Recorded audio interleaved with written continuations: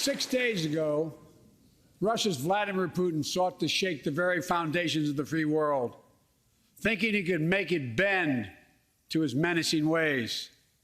But he badly miscalculated. He thought he could roll into Ukraine and the world would roll over. Instead, he met with a wall of strength he never anticipated or imagined. He met the Ukrainian people.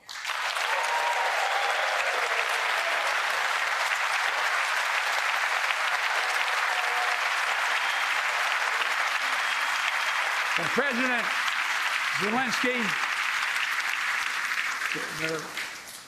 to every Ukrainian, their fearlessness, their courage, their determination literally inspires the world. Groups of citizens blocking tanks with their bodies, everyone from students to retirees to teachers, turned soldiers defending their homeland.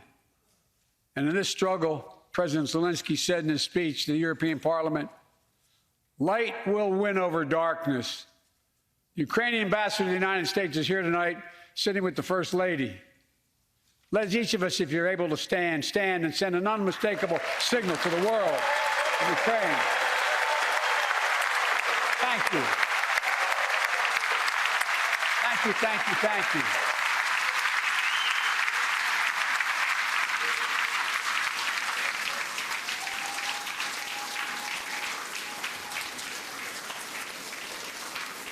She's bright, she's strong, she's resolved.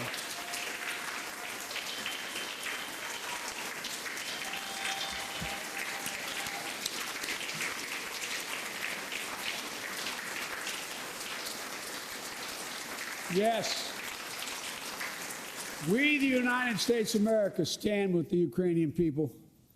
Throughout our history, we've learned this lesson. When dictators do not pay a price for their aggression, they cause more chaos. They keep moving, and the cost, the threats to America and America to the world keeps rising. That's why the NATO alliance was created, to secure peace and stability in Europe after World War II. The United States is a member, along with 29 other nations. It matters. American diplomacy matters. American resolve matters. Putin's latest attack on Ukraine was premeditated and totally unprovoked. He rejected repeated efforts at diplomacy.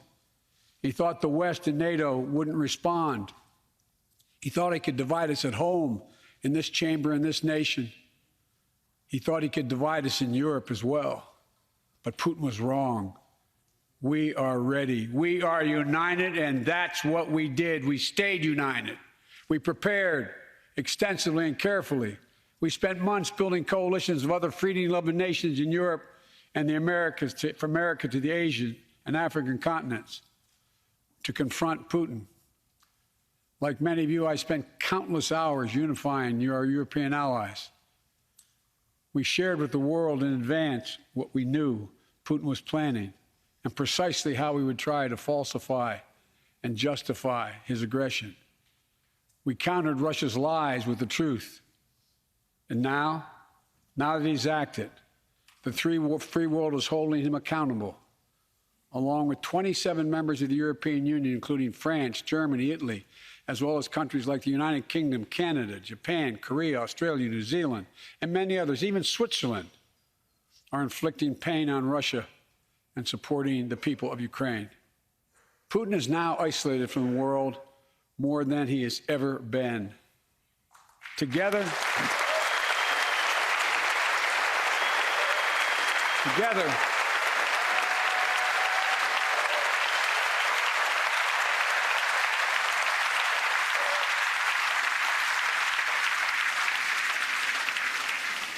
along with our allies, we are right now enforcing powerful economic sanctions.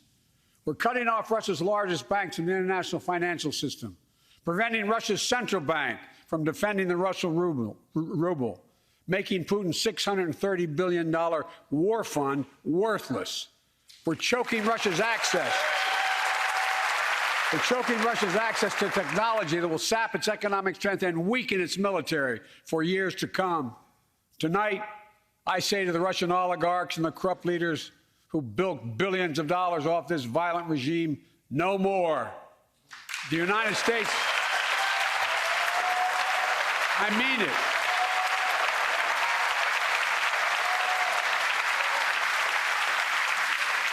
The United States Department of Justice is assembling a dedicated task force to go after the crimes of the Russian oligarchs.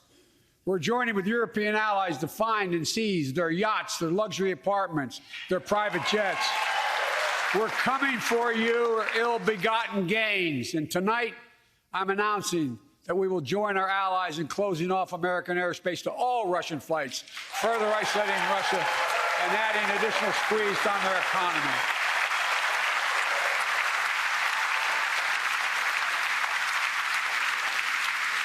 He has no idea what's coming.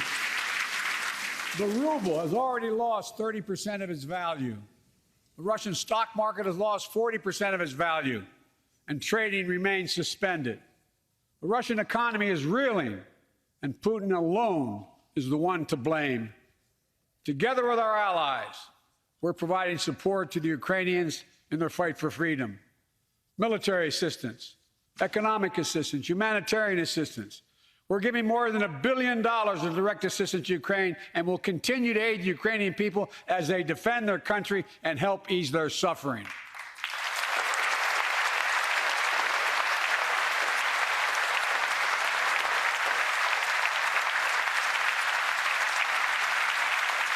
But let me be clear, our forces are not engaged and will not engage in the conflict with Russian forces in Ukraine. Our forces are not going to Europe to fight Ukraine, but to defend our NATO allies in the event that Putin decides to keep moving west. For that purpose, we have mobilized American ground forces, air squadrons, ship deployments to protect NATO countries, including Poland, Romania, Latvia, Lithuania, and Estonia. And as I've made crystal clear, the United States and our allies will defend every inch of territory that is NATO territory with the full force of our collective power. Every single inch.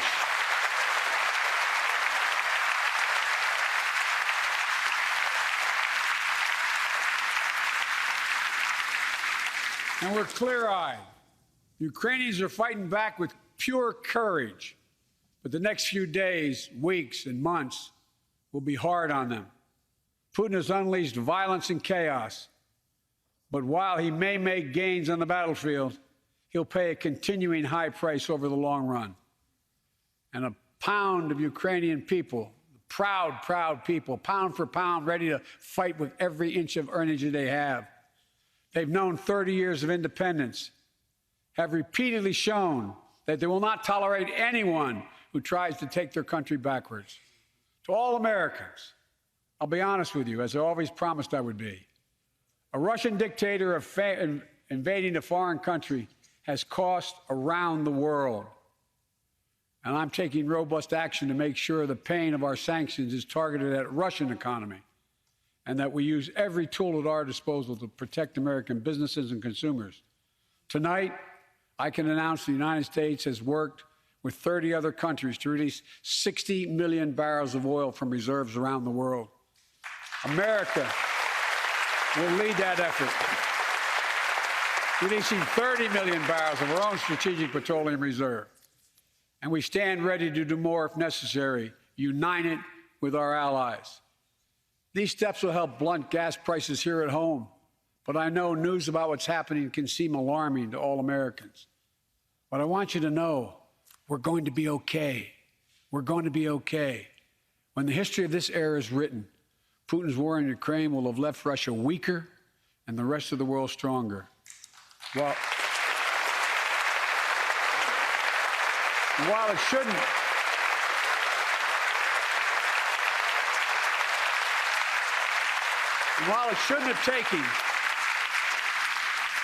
have taken something so terrible for people around the world to see what's at stake, now everyone sees it clearly. We see the unity among leaders of nations, a more unified Europe, a more unified West. We see unity among the people who are gathering in cities and large crowds around the world, even in Russia, to demonstrate their support for the people of Ukraine. In the battle between democracy and autocracies, Democracies are rising to the moment, and the world is clearly choosing the side of peace and security. This is the real test, and it's going to take time. So let us continue to draw inspiration from the iron will of the Ukrainian people. To our fellow Ukrainian Americans who forged the deep bond that connects our two nations, we stand with you. We stand with you. Putin may circle Kyiv with tanks, but he'll never gain the hearts and souls of the Iranian people. He'll never extinguish their love of freedom, and he will never weaken the resolve of the free world.